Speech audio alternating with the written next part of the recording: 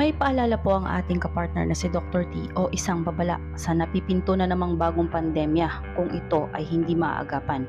Isang virus na naman po ang ngayon ang kumakalat sa bansang India. Ito po ay ang Nipah virus. Bandang 2018, madami ng ganitong kaso ng virus sa kaparehas na bansa. At ngayong August 2023 ay muli na naman itong nagkaroon sa bansang India. Ayon sa WHO, 25 years ago, simula nang ito ay ma-identified, 600 people na ang nagkaroon ng ganitong virus.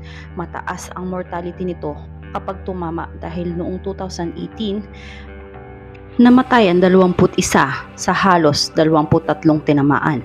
75% ang mortality rate at wala pang vaccine o gamot na nadidiskubre pang puksa dito. Alamin natin kay Dr. T kung anong simptomas at paano makakaiwas sa virus na ito. Napapabalita po kasi ngayon na bagong papasok na naman po na pandemya. So, hindi po na muna po natin pag-uusapan kung anong klase ng virus po yung dumaan doon sa nakaraan kasi minsan po ayaw i-accept ng platform na ito yung tungkol doon. So, banggitin na lang po natin na pandemic. So, talaga po ba na totoo na meron pong bagong virus na pumapasok ulit sa sistema ng mundo? Sana naman wag nang umabot sa ganon, no? Wag yung pandemya kasi nga itong bagong na ito na virus na unang na-identify muna yan sa Malaysia Tapos itong nitong August, sa India naman merong 20 na nag-positive. Merong test na available, tinetest nila itong Nipah virus, NIPAH. And ito ay zoonotic virus. Medyo alam ko yan dahil zoology ako dati Medyo alam ko kung ano yung mga zoonotic virus. Ang zoonotic virus, normally, nag-i-infect siya sa animals. Hindi lumilipat sa humans. Pero through the process of mutation, they can be pathologic, meaning pwede mag-cause ng sakit sa humans, which is what happened sa India. At wala pang gamot dyan, wala pang vaccine, and it's deadlier than dun sa nakaraan na pandemya. Hindi na masasabi ko. Kasi ang mortality, 80% Hindi naman ganun kataas ang mortality doon sa nakaraan na pandemya. Yun po naman kasi nakaraan din pandemya, Dr. T, para namang wala naman po din kaagad na nakalaan na vaccine para po doon. Pero habang tumatagal at talagang napapag-aralan ng ating mga eksperto, nagawan po ng paraan na magkaroon ng vaccine at mapigilan po ang paglaganap ng nakaraang pandemya na ito. So hopefully naman po itong sinasabi niyo nga po na virus na ito, maka-create na po rin ng vaccine at ng gamot para hindi na po agad lumaganap. So, Dr. T, gaano po ba tingin ninyo kalupit ang tama nitong virus na ito? Ang tingin ko dito, hindi siya kasing as wide ang area. Para siyang Ebola. Yung Ebola, di ba? Ang Ebola sa Africa, marami ring namatay. Thousands yan. Pero hindi naman siya nauwi sa pandemya. Kasi may mga virus na hindi naman nag-mutate masyado. Hindi ganun kabilis mag-mutate. And I don't think, sa akin ang tingin ko, para lang siyang Ebola I think, hindi naman sa binabaliwala akong mga namatay. Kasi may namatay na 18 sa India.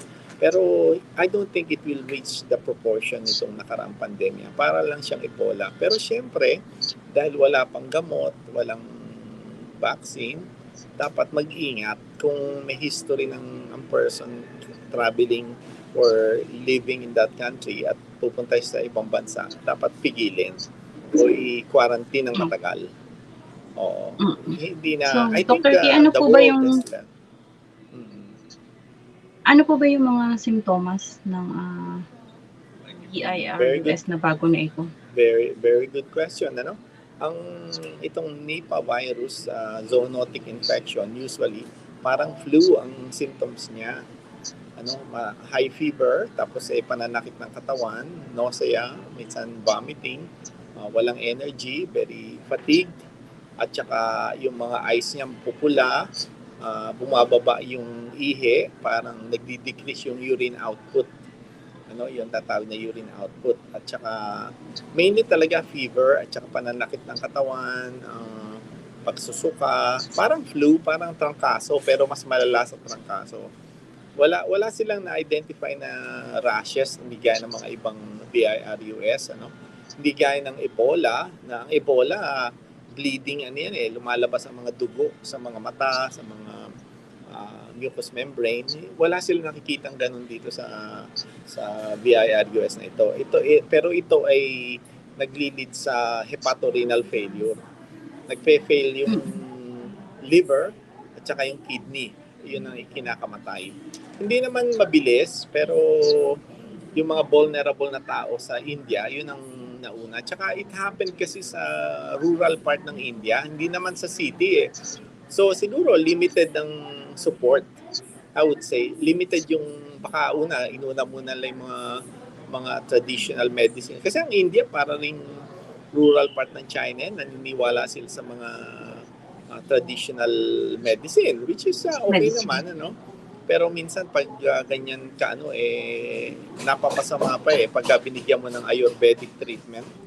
Kasi Ayurvedic treatment minsan heavy metal yan, tsaka pinapadugo pinapadugo yung tao, binibleed, and baka dahil doon napapabilis pa yung dahil nga mahina na, mababa na yung urine output. Oo, tapos kakalat pa na gano'n. Pero ang hindi ko nabanggit, ang medyo alarming na nabasa ko recently sa WHO bulletin ay may mga baboy na na-infect. Alam ko lalo na diyan sa inyo sa Batangas, big yung baboy. So sa India kasi hindi kumakain ng baka, so kumakain sila baboy sa area na 'yon, And may na-identify sila ng mga baboy na positive. And nakagat daw nung paniki kasi galing sa bats yan yung fruit bat, pero minsan siguro nakaka-infect sa ibang bat na and then wala pa naman silang widespread na people to people, person to person transmission, pero meron na pwede nang malipat sa person to person.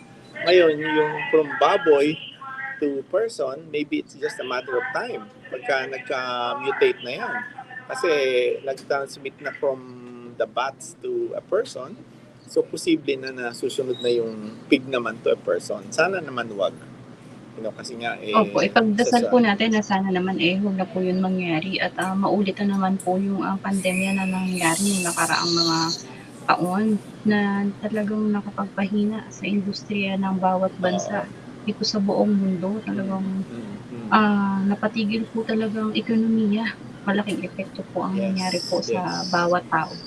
So, Dr. T, nakalabas na po ba itong Nipah virus na ito?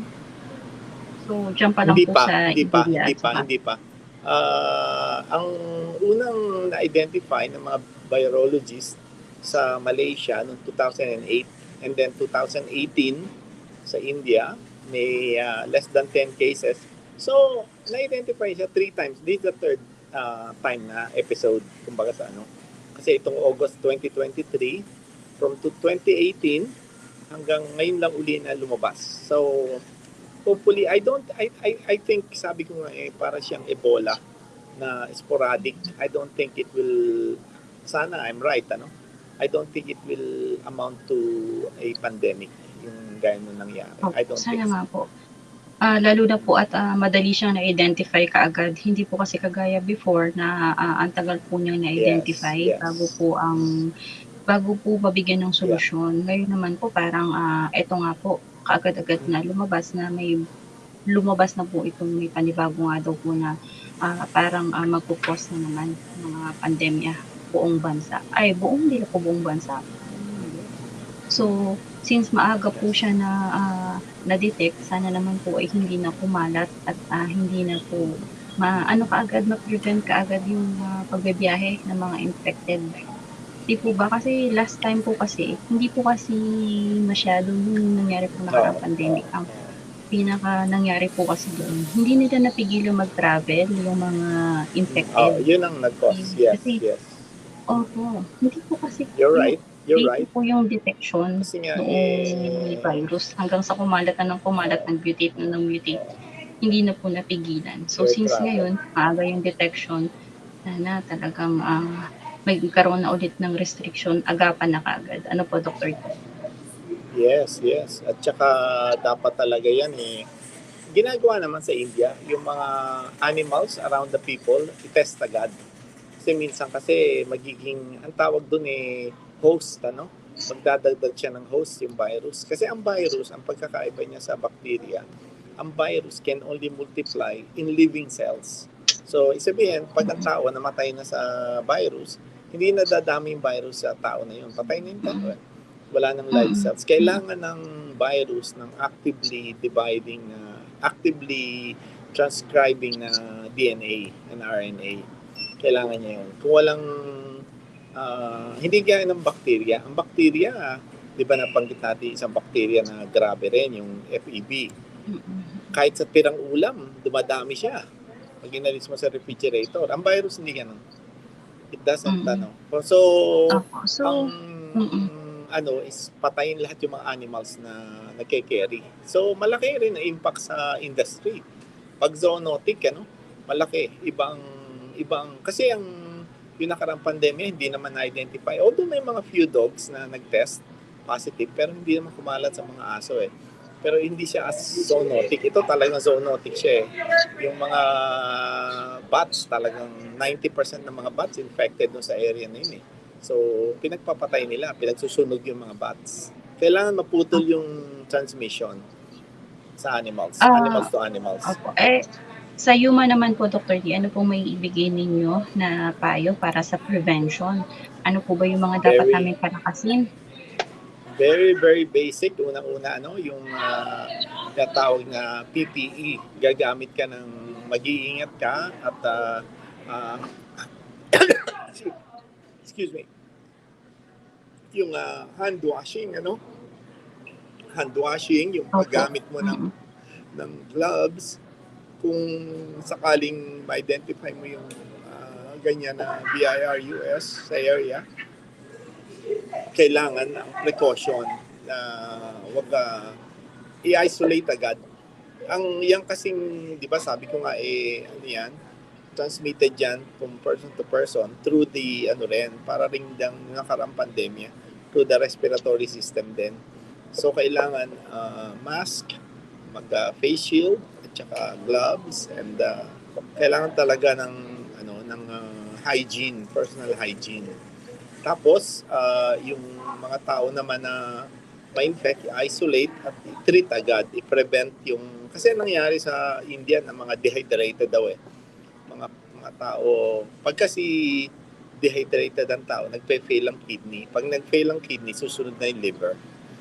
And then, yun na yung exit, na yun. So, yun nga, nutritional support, fluids, tsaka sa mga caregiver. This time, marami kasing caregiver na doon sa nakaraang pandemya, lalakas loob nilang humawak ng mga infected na person. Hindi na ngayon. Kasi sila mismo nagpasa-pasa Kahit nung unang lumabas yun mga caregiver na nagbigay-bigay sila ang nagbigay sa pamilya nila. Yung pamilya na pumasok, nabigay sa school. Ang bilis dahil nga. Pero ngayon hindi na siguro. I think the world has learned a lesson about how to manage that. Hopefully, So yun lang. I think basic talaga. If you touch something, kailangan talaga yung hands natin clean. Pero hindi siya natatransmit sa food. Yun ang medyo, sa drinks hindi. Person to person ang transmission. So talagang kahit po hindi yan natatransmit sa food or talagang todong pag-iingat pa din po yung gawin natin, yung proper sanitation. Wag na po nating ibahin doon sa nakaraang pandemya kung ano po yung talagang nakapagpa-prevent ng pandemya para mag-spread. Idiretso na lang po natin para at least hindi na po tayo magkaroon pa ng ganong klase ng pandemya muli at hindi na po tayo mabulaga na naman ng panibagong problema na ito na nangyari noon. So, marami pong Yes. salamat, Dr. T. Ingat po kayo and God Yes. bless po. Hanggang sa susunod po natin na. You're welcome. You're welcome. Thank you po, Dr. T. Ingat po. You're welcome. Bye-bye.